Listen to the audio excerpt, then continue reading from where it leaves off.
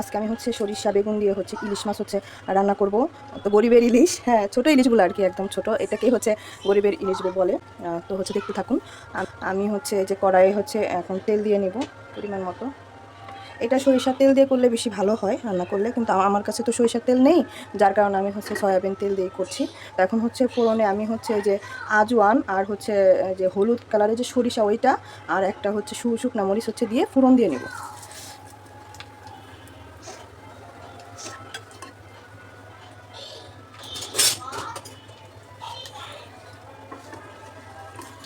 সরিষাগুলো একটু লাল হয়ে আসলে দেন হচ্ছে আমি পেঁয়াজ দিয়ে দিব।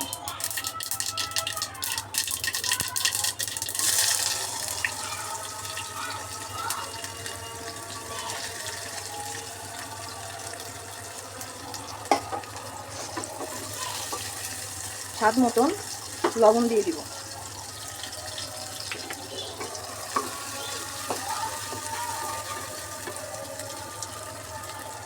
পেঁয়াজটা 2-3 মিনিট এইভাবে একটু ভেজে নেব।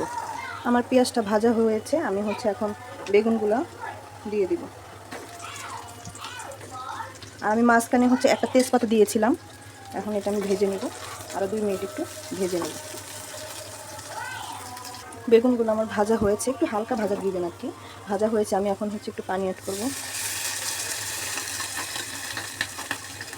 পানি অ্যাড করে হচ্ছে পরিমাণ মতো হলুদের গুঁড়া দিব, মরিচের গুঁড়া দিব। ঝালটা আপনাদের ইচ্ছা মতন দিবেন, আর এই মানে রান্নাতে হলুদটা একটু কম দিবেন। এখন আমি ভালো করে নেড়ে নেব।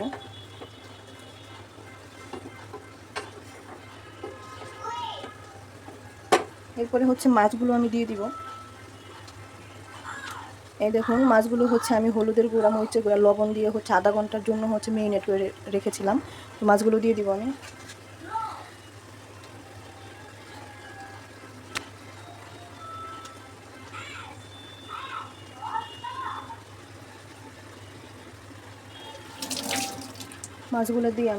মাছগুলো দিয়ে বেশি নাড়া যাবে না, হালকা আস্তে আস্তে নাড়তে হবে, তা না হলে ইলিশ মাছ তো অনেক নরম হয়, ইলিশ মাছগুলো হচ্ছে ভেঙে যাবে।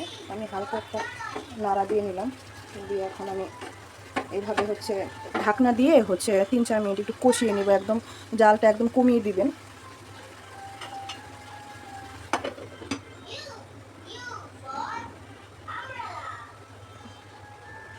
আমার কষানো হয়ে গিয়েছে, আমি ঢাকনাটা তুলে নিচ্ছি।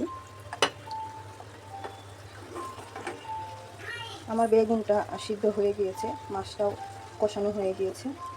এখন আমি হচ্ছে এই যে সরিষা বেটে রেখেছিলাম, সেটা একটু পানি দিয়ে গুলিয়ে নিয়েছি, তো সেটা দিয়ে দিব।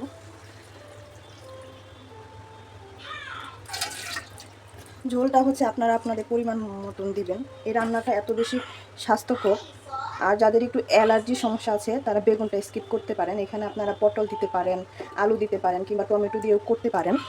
তো হচ্ছে আমার হচ্ছে বেগুন দিয়েই ভালো লাগে খেতে, এই জন্য আমি বেগুন দিয়েই করলাম। আর হচ্ছে গ্রেভিটা হচ্ছে আপনাদের পরিমাণ মতন দিবেন। তা আমি হচ্ছে আজকে হচ্ছে একদম ঝোলও না, একদম হচ্ছে মানে পাতলাও না, আমি মিডিয়াম হচ্ছে ঝোল রাখবো, এই জন্য হচ্ছে দিয়ে দিয়েছি। এখন হচ্ছে আমি ঢাকনা দিয়ে আবারও হচ্ছে 7-8 মিনিট হচ্ছে জাল করে নিব। এখন হচ্ছে চুলার আঁচটা একটু বাড়িয়ে দিবেন ফুটার জন্য, ঝোলটা ফুটার জন্য। আর হচ্ছে এই রান্নাতে আপনারা হচ্ছে একদমই হচ্ছে জিরার গুঁড়া, ধনিয়া গুঁড়া, তারপরে হচ্ছে আপনার গরম মশলার গুঁড়া একদম ইউজ করবেন না। তাহলে কি হবে, এইগুলো দিলে হচ্ছে ইলিশ মাছের যে একটা গ্রান এইটা কিন্তু থাকবে না। তো আপনারা ট্রাই করবেন একদম কম মশলা এটা রান্না করার জন্য। তো এইভাবে হচ্ছে আমি 7-8 মিনিট হচ্ছে জাল করে নেব। আমার রান্নাটা হয়ে গিয়েছে, আমি হচ্ছে এখন পরিবেশন করে দেখাবো। আপনারাও বাসায় বানিয়ে খাবেন, খুব ভালো লাগে এরকম কম মশলার রান্না। এই যে আমি পরিবেশন করে নিয়েছি, দেখেন কতটা হচ্ছে দেখতেই যেমন ভালো লাগছে, খেতেও হচ্ছে ততটাই হচ্ছে দারুণ। তো আপনারা বাসায় বানিয়ে খাবেন। আজকের মতন টাটা, বাই বাই, ভালো থাকবেন, সুস্থ থাকবেন, আর আমার পাশে থাকবেন।